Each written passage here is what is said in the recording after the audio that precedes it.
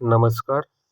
काल्टारमध्ये लॅक्टोब्यूट्राझोल हा सक्रिय घटक असतो. आंब्यामध्ये त्याचा उपयोग मुख्यतः फुलोरा नियमित प्रेरित करण्यासाठी आणि झाडांची अनावश्यक वाढ कमी करण्यासाठी केला जातो. कल्टार आंब्यासाठी सर्वसाधारण माहिती. कल्टारमध्ये लॅक्टोब्यूट्राझोल 23% SC या कॉन्सन्ट्रेशनमध्ये असते. कल्टारचा उपयोग हा झाडाची व्हेजिटेटिव्ह ग्रोथ कमी करून फुलोरा येण्यासाठी केला जातो व त्यासाठी कल्टारची मदत होते. कल्टार वापरण्याची वेळ साधारणपणे अपेक्षित फुलोऱ्याच्या काही महिने आधी झाडाची वाढ आणि स्थानिक हवामानानुसार केला जातो. तर कल्टारचा डोस हे आंब्याच्या झाडाचे वय, त्याचे आकार, त्याचं कॅनॉपी आणि फॉर्म्युलेशन यावर ठरतो. त्यामुळे फक्त प्रति झाड एकच डोस सांगणे आंब्याच्या झाडासाठी सुरक्षित नसते. तर कल्टार वापरण्याची पद्धत यामध्ये लॅक्टोब्यूट्राझोल प्रामुख्याने मातीमध्ये झाडांच्या मुळाच्या परिसरात दिले जाते. पानावर फवारणी करणे हा नेहमीचा वापर नाही.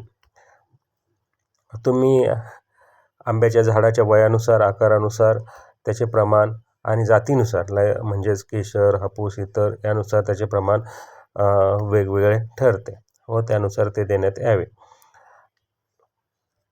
साधारणतः आंब्याच्या झाडाचे वय हे 3 वर्ष किंवा त्याच्यापेक्षा कमी असेल तर लॅक्टोब्यूट्राझोल वापरताना काळजी घ्या. 3 वर्षाचे झाड अजून वाढीच्या अवस्थेत असल्याने फुलोरा आणण्यासाठी जास्त डोस देणे टाळावे.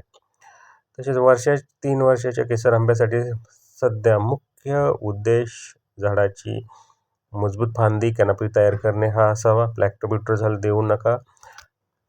3 वर्षाच्या झाडासाठी साधारणपणे तुम्ही 15 kg शेणखत, 300 ग्राम नायट्रोजन, 200 ग्राम फॉस्फरस व 300 ग्राम पोटॅश प्रति झाड प्रतिवर्ष असा आधार देणे आवश्यक आहे. 3 वर्ष झाडासाठी वर्षभराचे खत नियोजन खालीलप्रमाणे करावे. साधारणतः ऑगस्ट-सप्टेंबरमध्ये 15 kg कुजलेले शेणखत अधिक वार्षिक खताची सुमारे 50% भाग द्यावा. ऑक्टोबरमध्ये उरलेला खताचा भाग आणि पाण्याचा ताण देऊ नका. 3 वर्षाच्या झाडासाठी नोव्हेंबर-डिसेंबरमध्ये नवीन पालवी पूर्ण पक्व होऊ द्या. अनावश्यक पाणी आणि नत्र कमी करावे. डिसेंबर आणि जानेवारीमध्ये झाडाची रचना सुधारण्यासाठी हलकी छाटणी घ्यावी. आत वाढणाऱ्या रोगट फांद्या काढाव्यात. फुलोऱ्याच्या काळात 3 वर्षाच्या झाडाला फुलोरा आणण्यासाठी कल्टारऐवजी झाडाची नैसर्गिक वाढ राखण्यासाठी प्रयत्न करावा व फुलोऱ्यानंतर कीड रोग दिसल्यास योग्य औषध फवारावे.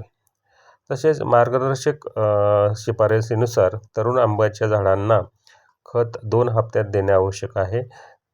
म्हणजेच वर्षाच्या सुरुवातीला आणि मध्यात साधारणतः नोव्हेंबर-डिसेंबर या कालावधीत खत द्यावे.